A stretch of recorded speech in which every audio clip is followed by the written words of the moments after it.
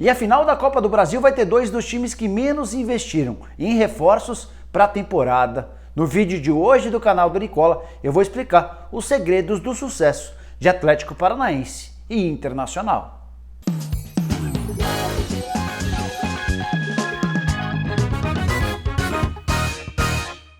Fala aí pessoal, eu sou o Jorge Nicola e quero usar esse vídeo para enaltecer a classificação de Inter e Atlético Paranaense para a final da Copa do Brasil. Esses dois times não estavam entre os mais cotados para decidirem a competição, levando em consideração a concorrência de outros clubes que investiram muito mais pesado em 2019. Vou apresentar para vocês alguns números que chamam bastante atenção, a começar pela folha salarial. O Colorado tem hoje só a nona maior folha entre os 20 clubes da Série A do Campeonato Brasileiro. O Inter gasta 7 milhões e meio de reais por mês. Esse valor já inclui toda a comissão técnica e seus jogadores. O Atlético Paranaense tem uma folha ainda menor, ocupa só o 12º lugar no ranking das folhas salariais e gasta 3 milhões e meio de reais. É menos, por exemplo, do que a Chapecoense, seriamente ameaçada de rebaixamento no Campeonato Brasileiro. Por falar no torneio nacional, vou deixar aqui o link do vídeo que eu gravei contando as folhas salariais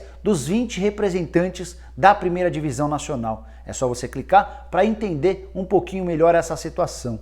Mas voltando aos finalistas da Copa do Brasil, já falei que o Inter gasta 7 milhões e meio de reais por mês e que o Atlético gasta 3 milhões e meio. Eles, para chegarem à final, eliminaram alguns dos principais clubes do país, como por exemplo Flamengo, Palmeiras e Grêmio. O Flamengo e o Palmeiras, por exemplo, hoje tem folhas salariais na casa dos 20 milhões de reais cada um. Vou repetir, Flamengo e Palmeiras gastam por mês, com jogadores e comissão técnica, algo na casa dos 20 milhões de reais. Isso equivale a dizer que uma folha salarial do Palmeiras paga quase 6 meses do Atlético Paranaense e 3 meses do Internacional.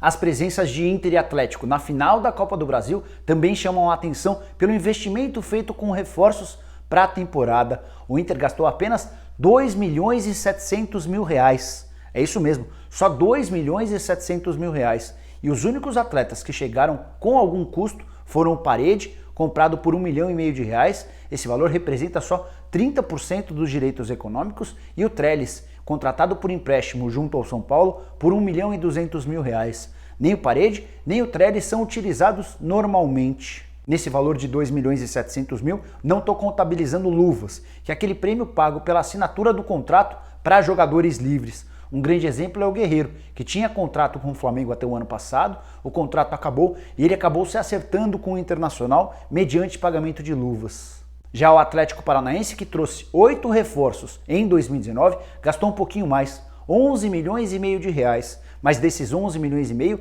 10 milhões foram para a aquisição de Abner, lateral esquerdo da Ponte Preta. Foi, até então, o maior investimento feito na história do Furacão. E o Abner ainda nem tem conseguido jogar com tanta frequência. O outro 1,5 milhão de reais foi utilizado na aquisição de alguns jogadores, entre eles o Marco Ruben, que é o artilheiro do time. E se o Marco Ruben foi bem barato, o zagueiro Robson Bambu e o meia Léo Cittadini chegaram de graça, dois reforços que tinham contrato encerrando no Santos e foram adquiridos sem qualquer custo pelo Atlético Paranaense. Mais uma vez, para que você entenda o tamanho da façanha que Inter e Atlético conseguiram ao chegar à final da Copa do Brasil, é importante comparar com Palmeiras e Flamengo.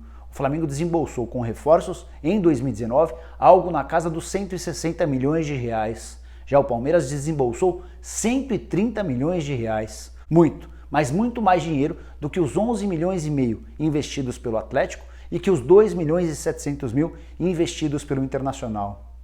E o Arthur Cabral, do Palmeiras, ajuda a ilustrar o abismo financeiro que separa o Palmeiras e o Flamengo do Atlético Paranaense e do Internacional. O Arthur Cabral foi comprado por 5 milhões e meio de reais junto ao Ceará. Fez apenas 5 jogos pelo Verdão na temporada e já foi emprestado para o Basel da Suíça. Esses 5 milhões e meio representam o dobro do que o Internacional gastou com todos os seus reforços e representam cerca de metade do que o Atlético Paranaense desembolsou para a montagem do time em 2019.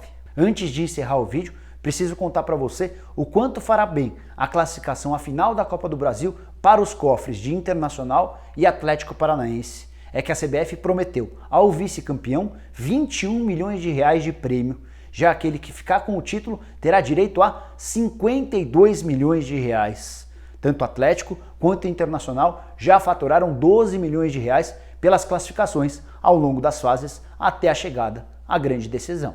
Bom, pessoal, era isso que eu tinha para passar para você sobre os finalistas da Copa do Brasil. Espero que você tenha curtido o vídeo e dê um like por aqui. Quem ainda não se inscreveu no canal, se inscreva e acione o sininho agora mesmo. E eu espero o seu comentário, a sua opinião, sua crítica, sugestão, pergunta, seja lá o que for. Beleza? A gente se vê em breve. Um abraço!